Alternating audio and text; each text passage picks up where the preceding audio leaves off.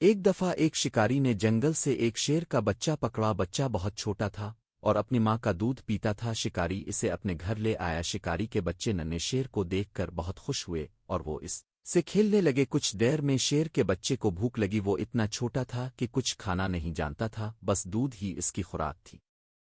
شکاری یہ سوچ کر پریشان ہو گیا کہ اب کیا جائے، کیونکہ اسے پتہ تھا کہ شیر کا بچہ ابھی بہت چھوٹا ہے اور وہ دودھ کے سوا کچھ اور نہیں پی سکتا۔ آخر اس کے ذہن میں ایک ترکیب آئی۔ اس نے شیر کے بچے کو اپنی بکری کے ساتھ چھوڑ دیا۔ بکری کے بھی چھوٹے چھوٹے بچے تھے۔ شیر کا بچہ کچھ ہی دیر میں بکری کے بچے کے ساتھ گھل مل گیا۔ جب بکری کے بچے دودھ پینے کے لیے ماں کے پاس جاتے تو شیر کا بچہ بھی ان میں شامل ہو جاتا۔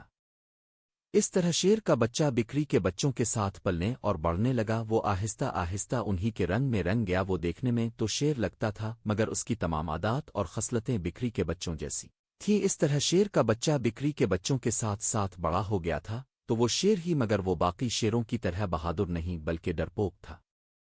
ایک دن گاؤں پر بھیڑیوں نے حملہ کر دیا۔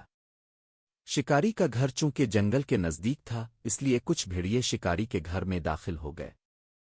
شکاری اس وقت کہیں گیا ہوا تھا۔ بھیڑیوں نے بکری کے بچوں پر حملہ کر دیا۔ اچانک ان کی نظر شیر پر پڑی تو وہ ڈر کر بھاگنے لگے، مگر جب انہوں نے دیکھا کہ شیر ان پر نہ تو رہا ہے اور نہ ہی حملہ کیا ہے تو ان کی ہمت بڑھ گئی اور انہوں نے بکری کے بچوں کو چیر پھاڑ دیا۔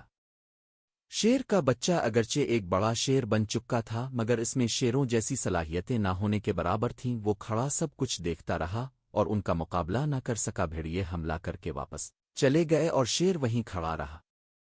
کچھ دیر کے بعد شکاری گھر واپس آیا تو یہ دیکھ کر حیران رہ گیا کہ شیر کے ہونے کے باوجود بھیڑیوں نے حملہ کر کے بکریوں کو چیر پھاڑ دیا ہے اور شیر کچھ نہ کر سکا۔